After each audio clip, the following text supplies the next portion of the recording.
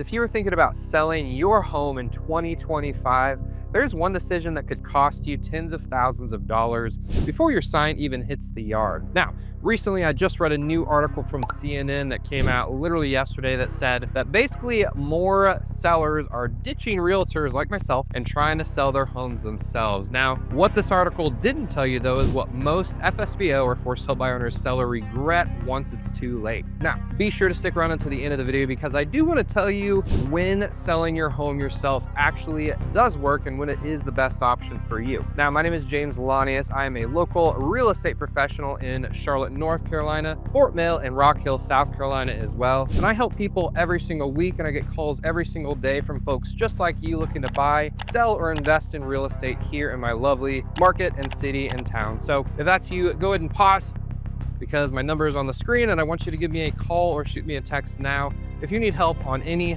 part of your real estate journey.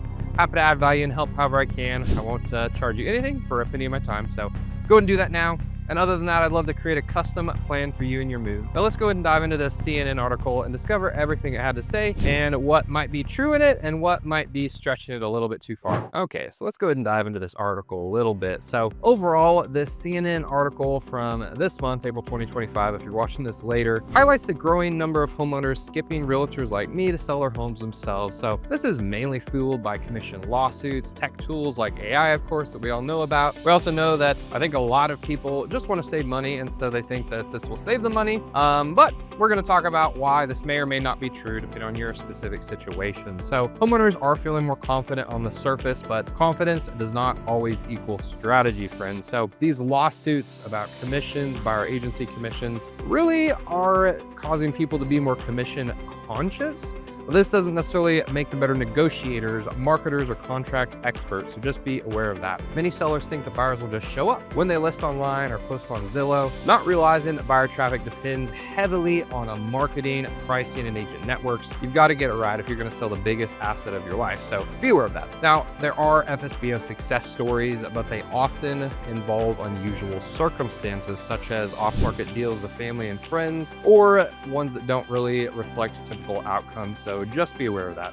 And I would say the biggest or the most common line I get with people that are trying to sell their home themselves is, I did not realize how much went into this. And that is very true, friends. Being an agent is not a walk in the park. There is a lot that goes into it. There's obviously classes and training that we take yearly. And of course, at the beginning to get our license that you just can't learn overnight, and you just can't learn to sell your home. So let's be real. Just because I Google how to bake a wedding cake does not mean I'm ready to be a pastry chef, okay? I'm not compared to being a real estate agent to baking a wedding cake because they're completely different. Well, they're equally hard in their own way, but you need a professional to do those things if you want them done right. And it's the same way with selling your home. All right, next, let's talk about the hidden cost of selling your home yourself. So FSBOs or for sale owners may avoid a full commission, of course, but often lose out on former money through mispricing, weak negotiation, lack of exposure, and tons of costly mistakes you can make along the way. For example, NAR, or the National Association of Realtors, data shows that FSBO homes sold for a median of $310,000 and agent-listed homes sold for a median of $355,000. And this was data from 2023 and 2024. So obviously, there's a big gap there, $45,000, and maybe even most of those are, or most of the ones that were for sale by owners sold between family and friends. So you don't have commission there, so it's less.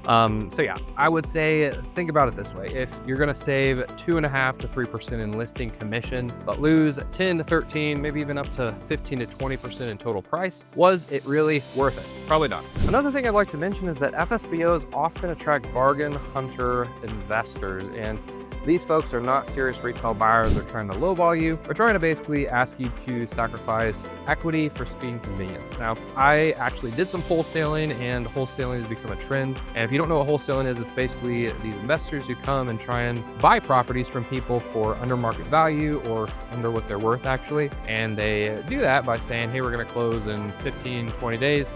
We're going to pay cash. It's going to be quick, easy, simple. And it usually is. And there is a place for that, just like there's a place for pawn shops and people that basically ask you to sacrifice value in something to get it done quick and fast and get cash in your hand as soon as possible. But if you are looking for as much net equity out of your home as possible, you do not want to go this route, and you're going to get 10s to 20s. I've heard of even hundreds of calls a day if you're an FSBO trying to sell your home from folks like this who are not serious retail buyers looking to move in. They just want to basically buy your property, get it under contract, and then sell it to an investor for a fee, and that's how they make their money. So without a listing agent to filter all these, buyers are going to lowball you.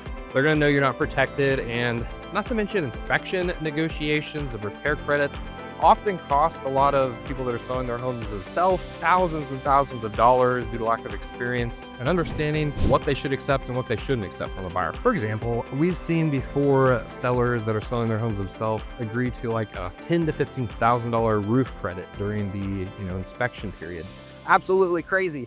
Don't do that, because you need to negotiate, and if you have leverage as a seller, then don't give them a $15,000 repair credit or roof credit. That's just crazy. That's $15,000 in equity of your home that you shouldn't give away. And comps in your neighborhood that you're basing your price off of, they probably don't have brand new roofs either. So just be aware of that. Most people don't. So if you have an agent, they can negotiate on your behalf. They can do your best to maybe cut that price in half if your roof is in horrible condition, or just say, hey, Mr. Buyer, if you really want my property, then you'll buy it with the roof as is and pay to put it in anyway. That's what I've done a lot before. And if you don't have to give a concession or give them money, then don't. If you have the leverage, and it's even more important now in a buyer's market as we're heading into that. So just be aware of that. All right, now I want to tell you what real estates actually do that most sellers don't realize or have no clue about. Now, selling a home is not just about listing it on Zillow, throwing it up for sale. It's all about positioning, marketing, managing the process, and protecting your money and time. So big thing, strategic pricing. We do not just use comps. By we, I mean real estate professionals and agents. We factor in inventory levels. We talk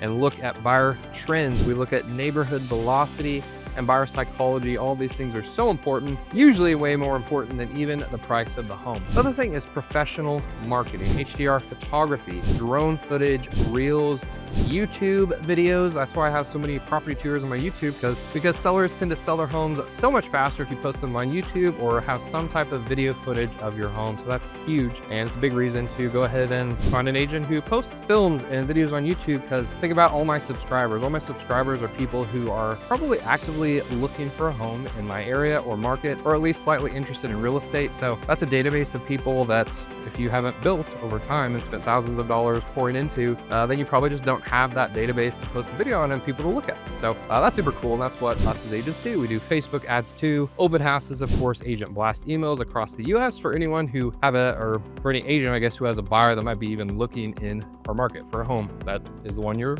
trying to sell. Another thing we do is pre-screen buyers, because we don't want just anyone looking at our home. We don't want anyone touring our home. So we pre-qualify interest. You're not wasting time with looky-loos, tire kickers, maybe investors that are looking to pay way less than what your home is worth, or people that just can't afford your home straight up. So a big thing with that is negotiating too, because many FSBOs or for sale by owners don't know how to push back, respond to offers, or structure counter terms to benefit themselves. And as an agent, my sole duty is to my client.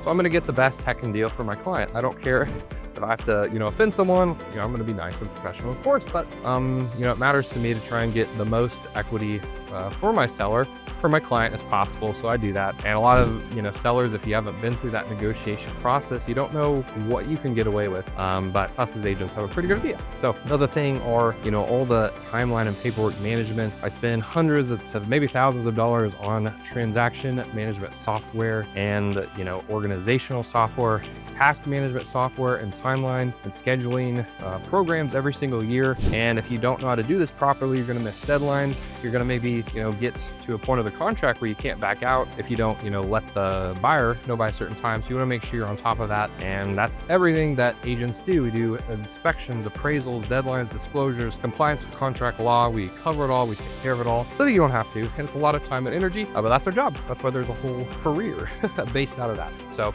selling without an agent is like walking into court without a lawyer. Technically, I guess you can do that, but super risky and probably going to waste a lot of time, energy, and money getting it right.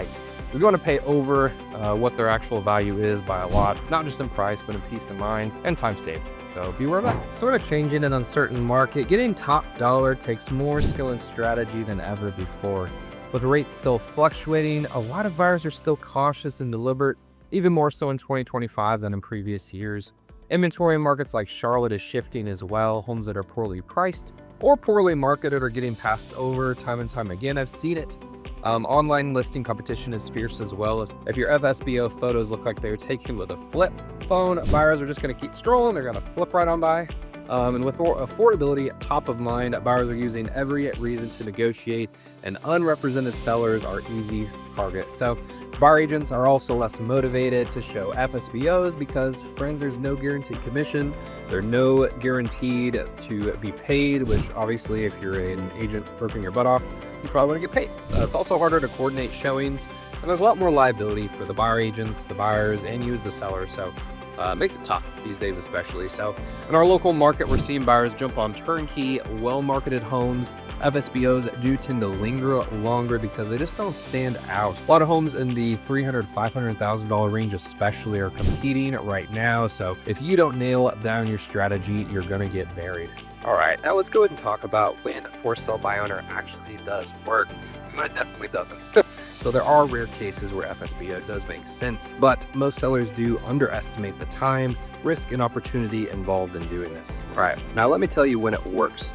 So if you're doing an off-market deal to someone, maybe someone you know, maybe your son, you don't need an agent like me. You just need an attorney to basically sit down with you and do the paperwork and just make sure everything's in order. Also, if you are a licensed investor, maybe you can get away with not using an agent, even though most investors do prefer to have an agent because of how much work there is and how little time they have, I should say. Another thing is too, if you have vacant land or maybe a rural property, you can probably get away with selling it yourself because you don't have to show the home. There's not a property market or sell. It's just a piece of land, and it's a lot easier to do. So that's another case of, when you could try and sell it yourself. Now, let me tell you when selling your home yourself does not work. So if you're emotionally attached, it's not going to work. If you do not understand real estate contracts, probably not going to work. If you need the highest net possible, definitely not the best option. And if you don't want legal risk, probably not a good option either, because there's a ton of that in each for sale by owner we see. Also, for sale by owner listings often look sketchy or risky to buyers who really just want a clean, professional sale and transaction. For example, I see scams all the time posted on Facebook groups of people selling their home themselves on these, moving Facebook groups, and it turns out to be a scam. That just really gives people a not good impression and kind of makes them really wary when it comes to buying their home through a person not a person, but through a seller that isn't represented by an agent. So once again, you're not paying for someone, a listing agent, to just open doors. You're paying for strategy, protection, and negotiation.